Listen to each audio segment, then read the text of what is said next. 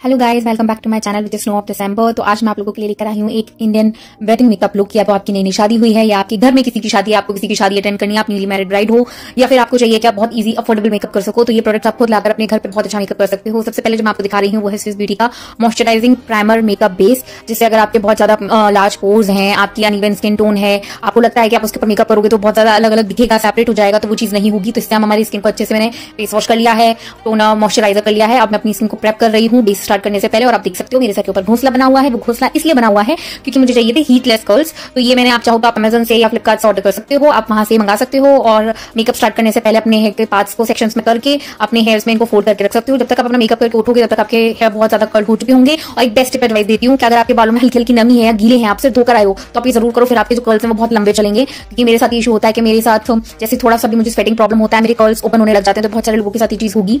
तो इसलिए आप हल्के से गीले और नमी वाले बालों में करो तो बेस्ट रहेगा। और अब हम इसको 10 मिनट में बोलती हूँ कि 10 मिनट अब दो, बट मैं एक्चुअली 10 मिनट देती नहीं हूँ। मुझे लगता है कि आप थोड़ा टाइम हो चुका है, एडजस्ट हो चुका होगा, तो मैं सेट होने देती हूँ। अब आप ये जो कलर कंटूर पैलेट वाला देख रहे हो, ये इसके अंदर आप देखो जो ग्रीन कलर का शेड है, ये हम लेते हैं हमेशा मोस्टली हमारे एक्ने जो होते हैं, हमारे मार्क्स होते हैं, उसको रेडनेस को कवर करने के लिए। तो मेरे बहुत बड़े बड़े वाले एक्ने हो गए थे, मोटे मोटे एक्ने, जिनको मैं कवर कर रही हूँ इसके साथ में छोटी ब्यूटी ब्लेंडर के साथ में। और ये हम वैसे आईज के मेकअप के तौर पर भी यूज करते हैं हम इसको, जब हमें आईज का मेकअप करना होता है छोटे वाले ब्यूटी ब्लेंडर को। बट मैं इससे अच्छे से डैब डैब करके सर्कुलर मोशन में अपना जो एरिया है, पिंपल का एरिया जहाँ पे बहुत ज्यादा बड़े बड़े मार्क्स हैं, उसको कवर अप कर रही हूँ। जो ग्रीन शेड होता है हम मोस्टली एक्ने वाले एरिया को कवर करने के लिए लेते हैं। जो ऑरेंज शेड होता है कलर करेक्टर का, वो हम डार्क सर्कल्स के लिए, बहुत ज्यादा जहां पे निशान होते हैं, डार्कनेस होती है, उसको कवर करने के लिए लेते हैं। तो इसका भी एक बहुत अच्छा अफोर्डेबल फायदेमंद है ये प्रोडक्ट। तो अगर आप परचेज करना चाहें तो आप कर सकते हैं। मैं किसी भी प्रोडक्ट के यहाँ पे ब्रांडिंग या प्रमोशन नहीं कर रही हूँ, बिकॉज मैं ये सारे प्रोडक्ट्स खुद यूज करती हूँ। तो मैं जो यूज करती हूँ ना खुद, वही मैं आपको बता रही हूँ।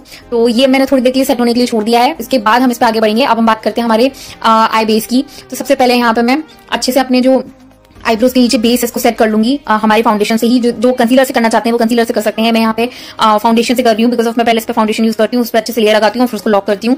तो अभी आप देखिए मैं ये कैसे करती हूँ।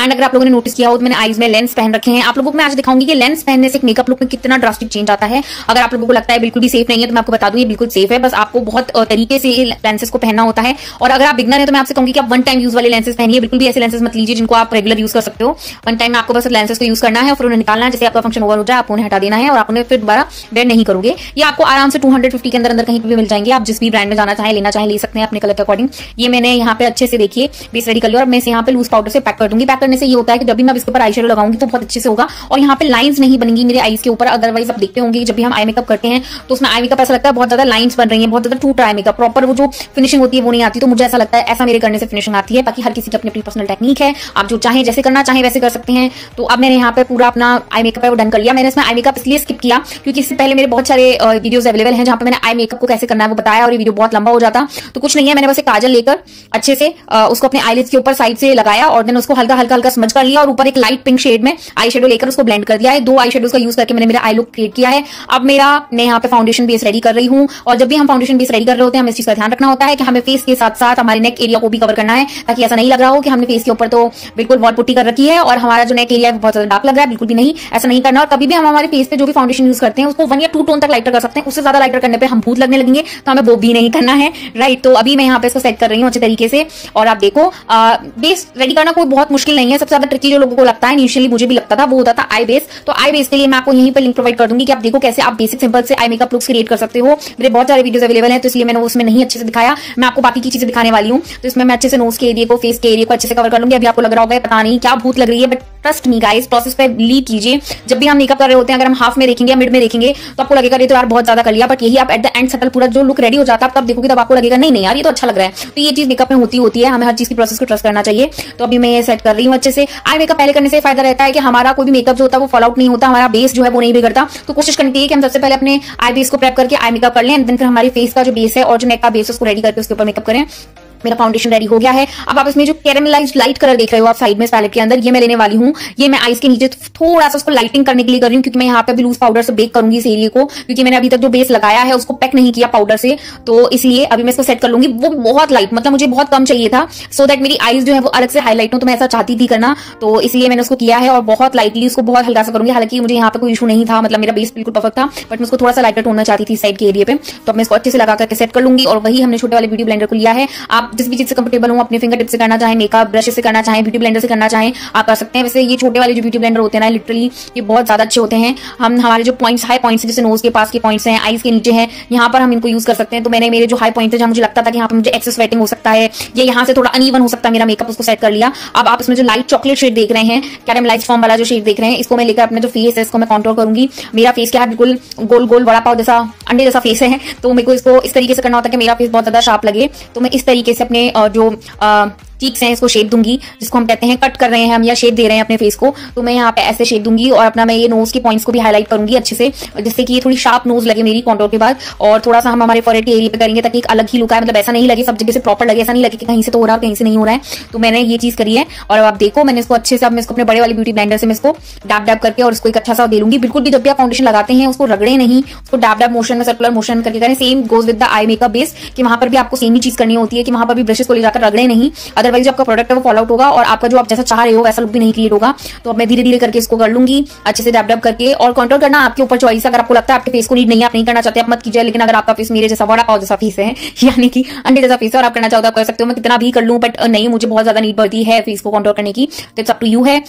तो यहाँ पे हम नोज पे छोटे वाले ब्यूटी ब्लेंडर को यूज करेंगे, इससे हम बहुत इजीली कर पाएंगे और हमारा जो आगे पीछे का जो आई मेकअप होगा या फेस पे कुछ भी होगा वहां फॉल आउट नहीं होगा। इसलिए अब हम यहाँ पे छोटे वाले जो ब्यूटी ब्लेंडर है उसको यूज कर रहे हैं और मैं इसको अच्छे से शेप दे दूंगी अपने नोज के आसपास और बहुत शार्प लगेगा फेस, दिखेगा थोड़ा सा आपको डिफरेंस लगेगा। 18 to 20 डिफरेंस आ जाता है जब आप फेस को कंट्रोल करते हो। तो ये मेरे को पर्सनली ऐसा लगता है, आप लोगों की चॉइस हो सकता है कुछ और हो या आप लोग अलग तरीके से करना चाहें। अब यहाँ पे मैंने लिया है ब्लश, और ब्लश मैं हमेशा इसी तरीके के ब्रश से लगाती हूँ। आप चाहो तो फिंगर टिप से भी लगा सकते हो। मैंने इससे पहले भी कुछ वीडियोस में बताया है कि मैं कैसे फिंगर टिप से लगाती हूँ, बट मुझे ऐसे ब्रश फॉर्म में ही लगाना था। और कोशिश कीजिए कि आप इसको अपर मोशन में ले जाते हुए लगाएं, आईज के पास से होते हुए साइड से, क्योंकि ब्लश को लगाने का वही सही तरीका होता है। अगर आप ब्लश को बहुत ज्यादा नोज के पास वाले एरिया से लेके जाते हो तो आपका फेस बहुत ज्यादा फ्लफी लगने लगता है। अगर आपने ब्लश को गलत टेक्निक से लगा लिया तो भी आपका फेस बहुत ज्यादा इस तरीके से लगने लग जाता है, तो आपके फिर वो कॉन्टूर का कोई बेनिफिट नहीं रह जाता है। तो ये जैसे मैं इसमें कर रही हूँ, अपर साइड ले जाके आईज के साइड से होते हुए बिल्कुल ऐसे ही आप ब्लश लगा सकते हैं, चाहे फिंगर टिप से, चाहे आप लिक्विड ब्लश लगा रहे हो, चाहे आप पाउडर फॉर्म ब्लश लगा रहे हो, चाहे पैलेट वाला ब्रश लगा रहे हो, बिकॉज आजकल बहुत सारी वैराइटीज हैं। और अगर आपको कोई स्पेसिफिक प्रोडक्ट चाहिए तो बाकी मैं प्रोडक्ट्स डिफाइन कर दूंगी, आप वहां से भी देख सकते हो। इससे पहले कि मेरी वीडियोस में भी इन सारे प्रोडक्ट्स के बारे में मैंने कहीं ना कहीं बात की है। ये है मेबेलिन का हाइलाइटर, और हाइलाइटर हम बहुत थोड़ा सा लेंगे, हम जरूर लेंगे इस ड्रेस में, क्योंकि जो हम लोग क्रिएट करने वाले हैं शादी के हिसाब से तो उसमें तो हाइलाइटर होना बनता है। अब आप देखिए जस्ट मैंने जहां पर ब्लश लगाया था उसे हल्का सा ऊपर की साइड में यहाँ पे हाइलाइटर लगा रही हूँ, और हाइलाइटर भी मैं ले जाते हुए नोज के पास से नहीं लेके जा रही हूँ, हाइलाइटर को ले जाते हुए आईज के साइड से लेती हुई जा रही हूँ। और हाइलाइटर को भी हमें हमेशा ऐसे लगाना चाहिए, और हाइलाइटर को हम फॉरहेड पे भी कवर करेंगे, हल्का सा चिन एरिया पे कवर करना चाहिए, उससे एक अच्छा एक लुक आता है। और ऐसा नहीं लगता कि कहीं पार्ट पे हमने प्रोडक्ट यूज कर रखा और कहीं पे नहीं कर रखा है, तो उससे बहुत अच्छा लुक आता है। और हल्का सा हम हमारी नोज को हाईलाइट करेंगे और देखिए फिर बिल्कुल हमारा फेस बहुत ज्यादा, अब आपको लग रहा होगा बहुत हद तक कि हाँ धीरे धीरे आप लोगों को लग रहा होगा कि फेस थोड़ा बेटर होता जा रहा है, वैसा नहीं लग रहा जैसे इनिशियली आप लोगों को लग रहा था। मैं हमेशा कहती हूँ मेकअप में पूरी प्रोसेस होती है, आपको थोड़ा सा वेट करना चाहिए। अगर आप इनिशियली देखोगे तो आपको लगेगा कि बहुत अजीब लग रहा है फेस, बट ऐसा नहीं होता। एट द एंड वाला लुक देखकर आप लोग बहुत ज्यादा खुश हो जाओगे। वेल यहाँ पे मैंने अपनी आईज में एक व्हाइट काजल यूज किया है, और वो शायद मैं रिकॉर्ड करना भूल गई हूँ, आई डोंट नो, या शायद मेरे फोन की बैटरी चली गई थी। सो अभी मैं यूज कर रही हूँ यहाँ पे red liner, lip liner outline करने के लिए लिप्स को। मैं इसमें आज आपको टेक्निक भी बताऊंगी। एक्चुअली क्या है, मेरे को ये वाला कलर नहीं चाहिए था, ये मास्क का लिप लाइनर है, और इसका पैकेट आता है जो अराउंड 300 रुपीज के अंदर आ जाता है, जो बहुत ज्यादा अफोर्डेबल है। उसमें हर मैचिंग के लिपस्टिक के शेड हैं, मैचिंग लिप लाइनर्स की। तो अगर आपको परचेज करना चाहिए आप परचेज कर सकते हो, अगर आप चाहोगे तो मैं दिखा भी दूंगी। तो मैंने यहाँ पे आउटलाइन कर लिया है। अब आप लोगों को लग रहा होगा तो बहुत ज्यादा डार्क है, डार्क नहीं है। अभी देखो मैं क्या टेक्निक करती हूँ। मैंने क्या किया, यहाँ पे लिपस्टिक लिया है, लिपस्टिक लगाने के बाद में मैंने इसकी जो लाइट पिंक कलर का आई शेडो दिख रहा है पैलेट में से, मैंने ये लेकर अपनी रेड कलर की लिपस्टिक के ऊपर लगाया, ताकि मेरा जो लिपस्टिक का कलर है थोड़ा लाइट हो जाए, क्योंकि मैं कलर को थोड़ा लाइट करना चाहती थी। अगर मेरे पास 2 लिक्विड लिपस्टिक होते तो मैं दोनों को मिक्स एंड मैच करके लगाती। कभी भी सिर्फ एक ही पर्टिकुलर शेड की नहीं जाना चाहिए। कई दफे ड्रेस की डिमांड अलग कलर की भी होती है, लेकिन हमारे पास वो कलर नहीं होता, तो हम लाइट और किसी भी डार्क कलर की लिपस्टिक को मिक्स एंड मैच करके वो कलर क्रिएट कर सकते हैं। मेरे पास नहीं था उस वक्त लिक्विड लिपस्टिक, तो मैंने रेड कलर की लिपस्टिक को अप्लाई करने के बाद में उसके ऊपर लाइट पिंक कलर की शेड की लिपस्टिक को लिया, और इससे पैक करने के बाद हमारी लिपस्टिक जो है लॉन्ग लास्टिंग भी हो गई है। जी हाँ, मैं खाऊंगी पीऊंगी, पानी पीऊंगी, चॉकलेट खाऊंगी, कुछ भी खाऊंगी, तो मेरी लिपस्टिक जो है वो हटेगी नहीं। अब आप देखिए आपको फेस में बहुत चेंज लग रहा होगा। और अब लास्ट चीज, सबसे इंपॉर्टेंट चीज, जी हाँ, जैसे कि मैंने कहा लेंसेज से बहुत फर्क होता है मेकअप में।